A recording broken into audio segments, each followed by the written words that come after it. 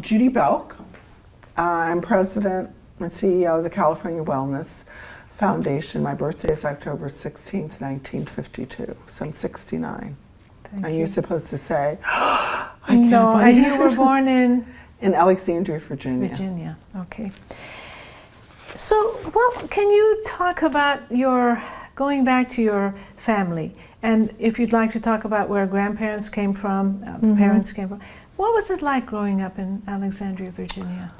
It's great, and I've actually, before I forget, I've written about it, so there are a lot of, you can actually have a website with a lot of the stories that I've written about regarding my family and the time growing up, you can capture some, because I've become fascinated. I mean, at first you're not so fascinated, and then when you start telling the story, your stories, I realized that I was kind of born in a unique time and a unique place. I'd like to hear about that. Yeah, I was, born, I always say 10 miles from the White House, which it has always then given me a fascination with place, because I often wonder, well, why did they stop in Virginia? Why didn't they go over the Potomac?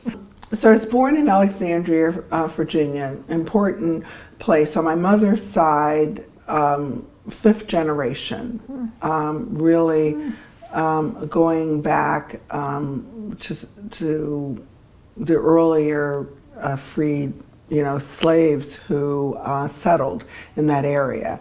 And on my father's side, the Belk side, his family was part of the Great Migration from South Carolina and came looking, for a better life and work. And that was the side of the family saying, why did you guys stop, in Alexandria? And later found out, that even in the nation's capital, even though it was slightly better than Virginia, had its own history with segregation. But what I often reflect on is that even though I lived really 10 miles from the White House, and this is another aspect of place, my life was really impacted by, I say, the crazy folks in Richmond, Virginia. It was like I was sort of peeking over the fence, because for me things looked a lot better in the district than it did in Virginia, even though it was very, very close. So could you talk about that? So first, let's just start off segregated. My mom, I was the second of 6 children. She's born, I was, born, in a segregated ward. And my mother was so humiliated, as she would say, by the treatment of giving birth in a segregated hospital, that by the time she had her 5th child, she said, I'm not going to take it anymore. I'm not going to have this child in Virginia again. So my sister April, younger sister April and Granada were born in Freedman Hospital, which is a hospital that was formed by freed slaves affiliated with Howard University. And the joke was that in both cases, she almost gave birth on the 14th Street Bridge. And because it was very humiliating to give birth in... Yeah, and there's actually, because of my mother, serving as, a social justice warrior, before she passed away way too soon, there was a project that was sponsored by the city of Alexandria and the African American Museum in Alexandria. So they have my mother participating as oral history, and so it's kind of interesting to just hear her perspective. But she talks about the humiliation that she had. So I would say that growing up, I grew up in a part of Alexandria. If you know where T.C. Williams is, that's an area that historically was and still is part of a very historical African American community. There's a lot of home ownerships in that area. The church was the center of that community. Both my grandparents, grandmothers lived in close distance. We lived in a house that was part of the family that my grandmother owned even further out in an area called the Fort. And so for the first 10 years of my life, we did not have access to running water or indoor plumbing.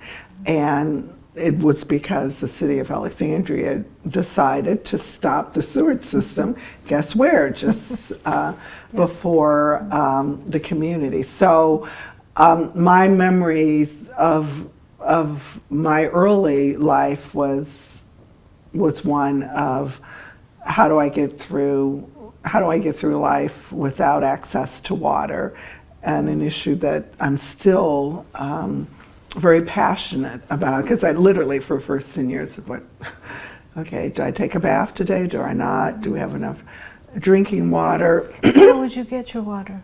There's a well.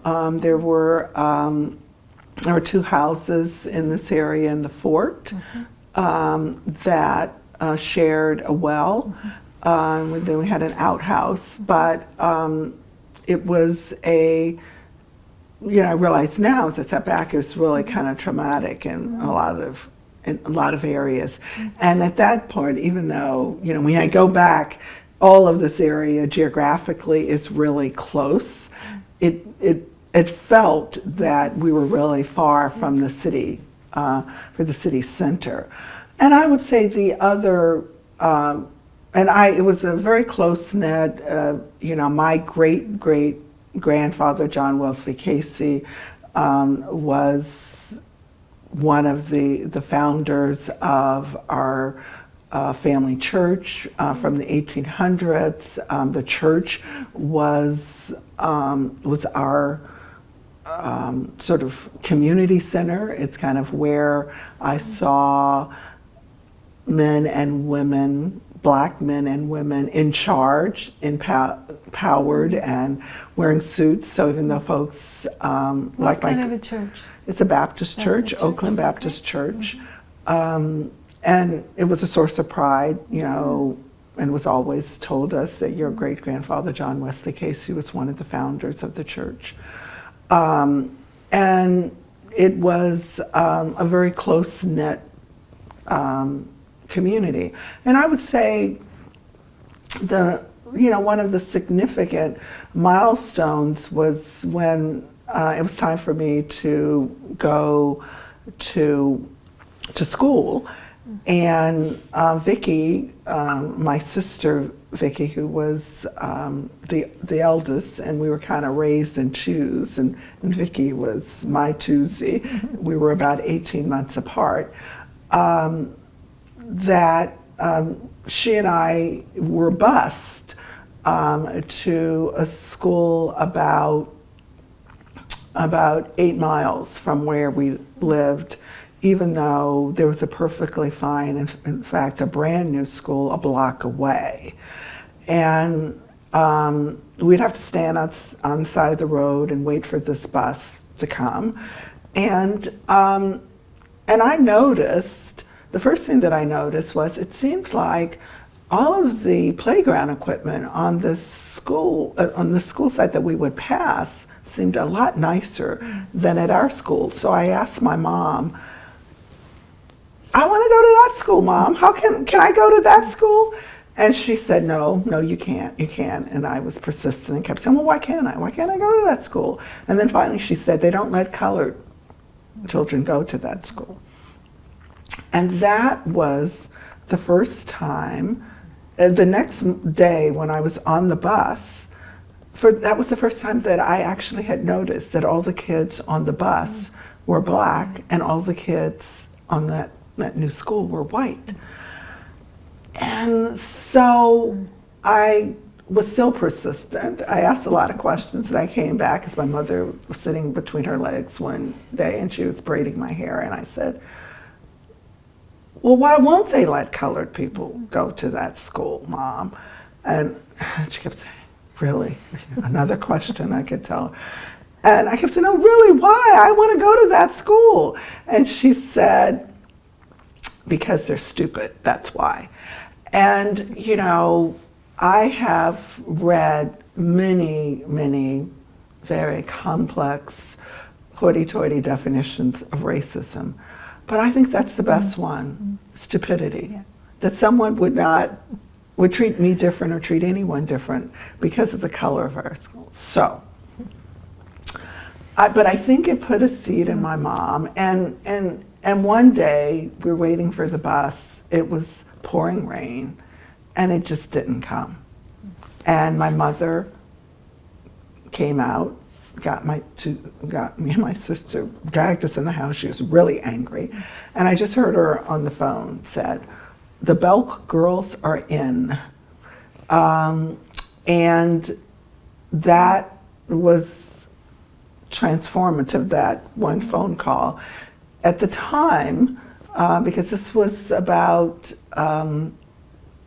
6 years after the Brown decision. And so the NAACP Legal Defense Fund was looking for a test case because Virginia still wasn't complying.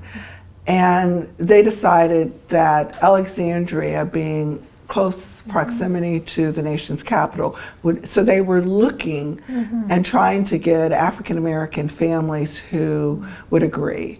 And you would think that would be easy, except whites in the community let many of the black families know that it would not be wise or safe for them to participate. So these were really courageous families. There ended up being about 10. And my mom in Alexandria, and my mother was one of the family, one of those who raised her hand. And I don't think, she did it for any major social justice. I think she just was literally so pissed that that we had to suffer the humiliation of standing in the rain, and then she had her daughter saying, "Now, why can't I go to this school?" And I think she just said, "This is bullshit." And so, as a result of that, we became part of a historic case. But racism is a tough cookie, and Alexandria was not going to give in easily. So they could no longer use race because of the Brown decision. So their rationale, because I got a copy of the actual legal brief, their decision not to let us in was that we were mentally deficient. And so it's not race, it's just they're just not mentally apart to be able to participate. And we had some really smart attorneys, and they decided. These were black attorneys. These were black attorneys, but it was a really multiracial effort because the Jewish community, the white Jewish community, funded the court case. And there were community organizers because they had to really go around and really encourage and support folks like my mom to join the case. And there was a larger group who joined, but then the pressure from folks who worked for white families or whatever, and there were threats. So, but my mom and about nine of the families hung tight and said, "We're going to do this." And so the attorneys decided, I thought it was pretty neat, that they asked the court to test the mental IQ of the white students. And then I vaguely remember doing some kind of tests or whatever. And it determined that that actually our IQ was just as good, and in some cases was higher. And so, the judge, who I think still the judge, was also courageous too, basically saying, you can go. And I remember, a few nights before, and all of us was in the room, and you just have to realize what was happening in the rest of the country in the South.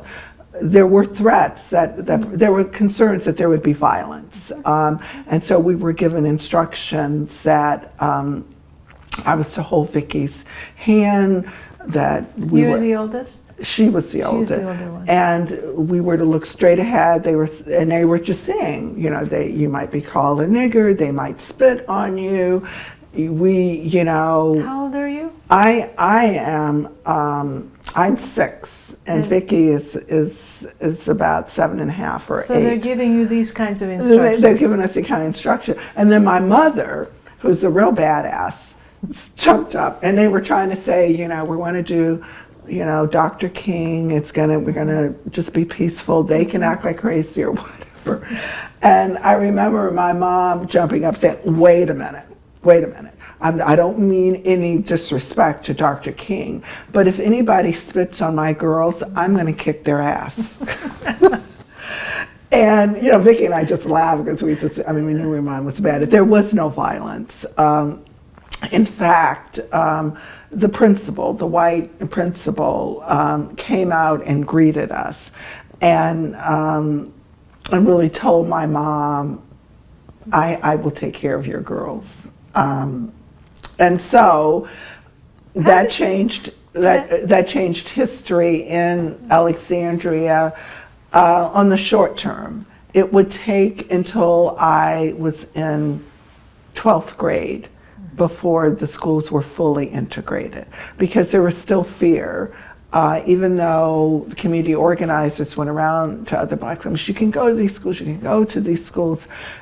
For the school that we went to was really only 6 of us that started at that school, and people were feared.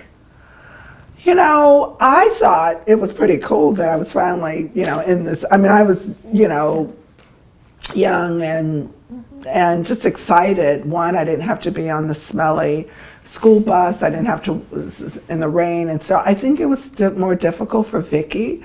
And even though we were in a segregated school, there was a lot of love and caretaking for us at our old school, and it was part of the African American community.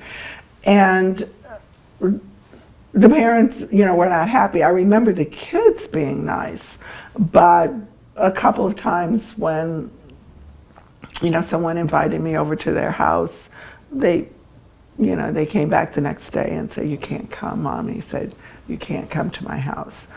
And there seemed to be a lot of fascination with my hair, a lot of wanting to touch my hair, wanting to see if the paint would come off. But I give a lot of credit to the principal. This is my school. We're not going to have these kids. And I think, she was in favor of it being integrated. I think they were very thoughtful with the teachers that they placed with us, and I thought it was a big adventure. But what did I know? It was many years later before I knew the significance of that. But there were no incidences. No, and I think the only thing I would say is that because Vicki and I went to, quote, what was perceived as a better school, really full integration did not happen until, I was in the 12th grade, when, again, by this time the federal government came in and said, listen, Alexandria, if you don't come up with an integrated school strategy. We're going to take over the schools. And so they did something really radical.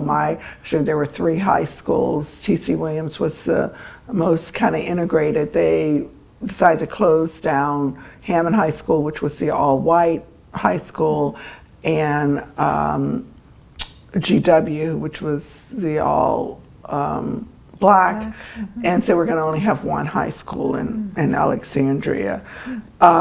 And it was really painful, and I was in student government at the time and trying to orchestrate it. But it was such a big deal, it became the focus of a Hollywood movie, Remember the Titans, starring Denzel Washington. That was about the integration of how the city came together, and it's actually true. It came together eventually, because of the football team, and Coach Boone, who was not as cute as Denzel Washington played Coach Boone, who was not as cute as Denzel Washington. And so, but it was very emotionally draining for me. And I, also that was the year that I was elected to be the vice president of the Virginia State Student Association, the first African American to do that. And so there was these tense school integration things happening all across the state.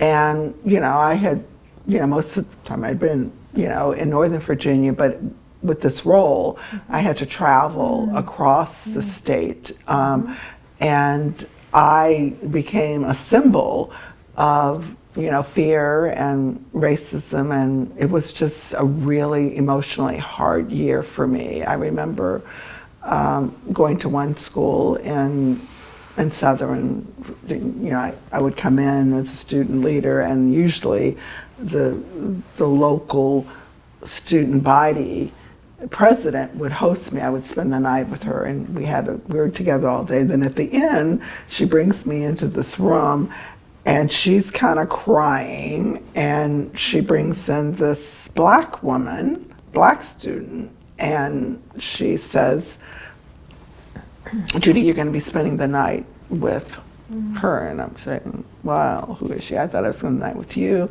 And she said, "My mother said that unfortunately I cannot, I can't bring you home." And she, and so I'm sitting here with this other woman who I didn't know really well or whatever. And so let's just say I was really ready to leave the South when I, when I graduated. But what would blacks hear about things in Virginia? Well, Virginia, you have to realize, it was the center of, the Confederacy, Richmond, let's just start there. Virginia, systemic racism was so entrenched in the state that finally, when the federal government came in and told Virginia, you have to integrate, there were many school districts in parts of Virginia to say, we will close, and they did. We will close the public schools rather than integrate. And it was called the Great Resistance. And they did. And of course, so they really didn't close. They closed the public schools, and then they developed a shadow school district for whites. But there were, as a result of that, there were generations of blacks in those school districts that did not have access to public education. The Loving case about prohibiting interracial marriage. That case, it was really, an interracial couple, the Lovings, that tested that because they got married in Virginia, but then had to live in in D.C. and she wanted to come back, but they thought they would be in prison. So that case came through. The poll tax. Virginia was one of the last states to eliminate the poll tax, and I remember my parents having a debate because there were some who felt some activists said you should not vote if you have to, the poll tax. The poll tax is illegal, and as a part of resistance you shouldn't. And others were thinking, well, you know, we should just pay it just so we could vote. So I remember my parents being part of that. Could you describe the poll tax for those who may not know? Yeah, the poll tax was one of many, it's ironic because we're going through so many voter suppression efforts now. One of many barriers that was used throughout the South to prevent, discourage blacks to vote. And at that point, states could institute a poll tax, $50, $100, or whatever, and they could also determine when people went to register to vote, sort of a wink, you don't have to pay the poll tax, you do. And so it was one of many barriers. The other one was recite, the full Constitution. And again, when you went to register, the registrar could determine who they would and who they wouldn't. So it was Virginia really stands out. So, I always say, when I write, I'm sure people may think, because blacks are always talking about racism, that, you grow up and you must think about racism every day. And the fact of the matter is, I wasn't totally preoccupied with it when I was growing up. Part of it is ignorance. You don't know what you don't know. We're just told you can't go to this swimming pool. You can go to this swimming pool. You can't go to this theater. You can go to this theater. You can't do this. You can't do that. And I'm sorry, but there were signs, right? Or no? No, I don't. I think there was by the time I came, it was implied. Okay. Like, I remember, when I started going to the movie theater, we just always went to the black theater in the black community. And then, maybe when I was 10 or so, my mom said, I overheard my mom and her friends say, I hear they're now letting blacks go to this theater. And I'd say, oh, good, I want to go. And Mom said, no, I'll go for, again, not worried about the reaction. Yeah. So. But if you went to that now desegregated theater, would you have to sit in a certain place? Or was I think when she went. It was open. It was open. Okay. Yeah. Okay. So I think it was, you kind of knew your place, and you knew where there was not integrated.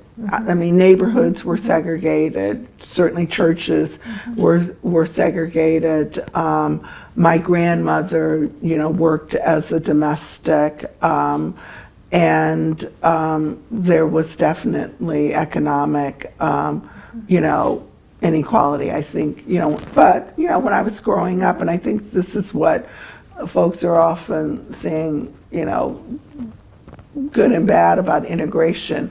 During the time I grew up, the teachers, the doctors, as well as the gardeners and everyone lived in the same community, because it didn't matter if you was a teacher, you couldn't live, you still had to live in a black community. And now that there are options, you don't have that diversity of economic or cohesion. So interesting. So, would you hear about other parts of Virginia at your time? Were there, were there talk about discussions about police brutality? I mean, how was? Yeah, I don't remember so much, police brutality. I mean, I do think there was some benefit in living in the shadow of the nation's capital. So I definitely experienced something very different when I was traveling as a student leader in other parts of the state. I mean, I was asked, was at a student government conference in, a southern part of the state, and we literally, a group of us who were black, we just went to church today. We went to the first church we saw, sat in the back, and we were told that we might feel more comfortable going to the Baptist church down the street, even though this church was Baptist, but it's all white. And you've heard the term that, the most segregated part of America is, Sunday morning. Sunday morning, yes, yes. So you had these sort of experiences as you traveled in the state? Traveled, outside of Alexandria. Yeah, and it was definitely, Alexandria was very segregated, blacks lived, or what have you. Obviously the schools were segregated, but, I did not, I was kind of a little past the time, at least when because I kind of came up to age and awareness in, the early 60s and 70s. That's why, it was a good time. I was bridging it. I was able to see some of the changes. I didn't see, coloreds only or whatever. I didn't see any violence towards. I was well aware as I got older that we didn't have, as much as, my white counterparts at the school. And the school that and all the schools I went to were pretty integrated, and I was exposed to observing that at an earlier age because of the work that my mom did, got us in. But you must have had a very strong black community. It was a very strong black community, and even today, just jump to today. It's a very, when I say it's a very historic part. The reason why it was called seminary is that the neighborhood I grew up around acres and acres of property owned by the Episcopal Church. And on that property is the premier seminary for the Episcopal Church and the Episcopal High School, which is a private high school that, John McCain went to. It's a private school. At first it was all boys. It's now integrated. The best jobs for relatives and families in seminary was working at either Episcopal High School or the seminary. A year ago, maybe 2 years ago, the seminary made a public statement that they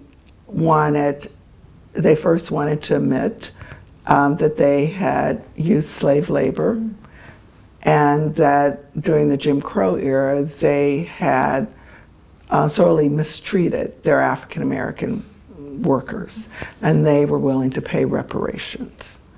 And so, and it made big public news and all of that. And that the process that they were going to do is to hire genealogists, diverse team of genealogists to track and see who would be eligible. And the Casey family on my mother's side, going back to John Wesley Casey and others, determined that, and I knew that my relatives worked at the Episcopal College. I didn't know that they were mistreated, and we just, got the genealogy report, really kind of showing a rather rich history, and also finding out that I'm related to, one of my best friends from high school. But it has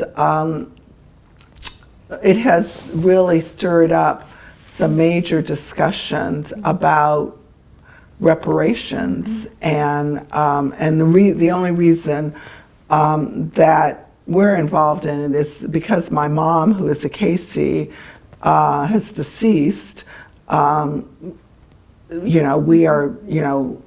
would get any reparations that they would pay, which they would say for lifetime, and I think I might be able to buy a Coke with what it would be. And they really got annoyed with me because I wrote an article about it for the LA Times, just questioning that they're still holding on to most of their assets as they try to deal with their guilt. That's a very hot issue, which really needs to it needs to be pursued, I think. Yeah. We have a few more minutes. Yeah. Is there anything you'd like to tell the younger generation of Blacks about your experiences and what? I know, I am an elder now. No, right? you're not an elder, but you know.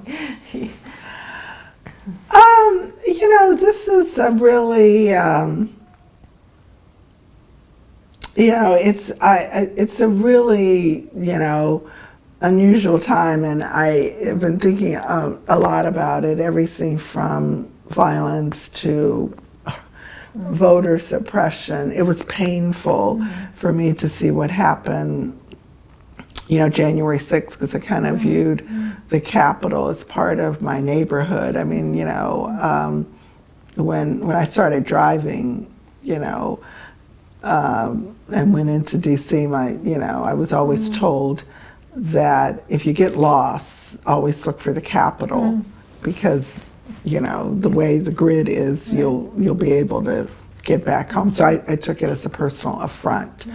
My sister Vicky,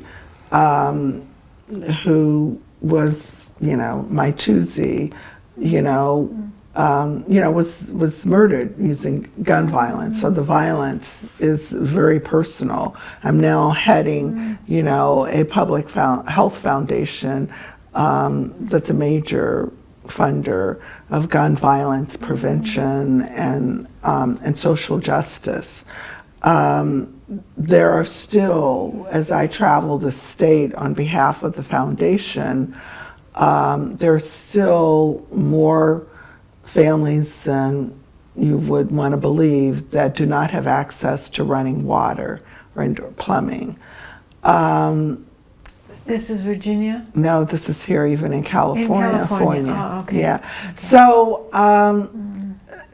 So I'm a half glass full person, but having led this foundation through COVID, having lost a cousin in Virginia to COVID during the early streams, it's I could see why this is a challenging time. But I recently gave the commencement speech at my alma mater at Northwestern, the School of Communication.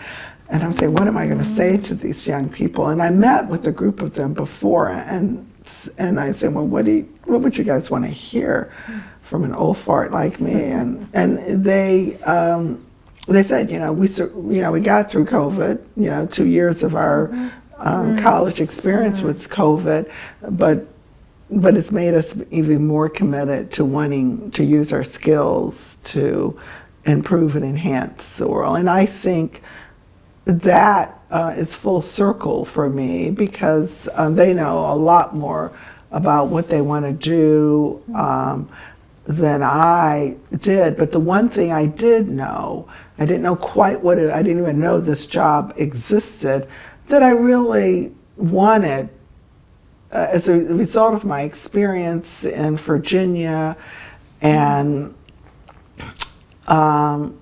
watching my mom and others, that I really wanted to use whatever skills that I had for the greater common good. And here's this group of students saying the same thing, and that gives me hope. And I look at my two young adult kids who could use it, could do anything, and they have chosen lives of public service. So that gives me hope.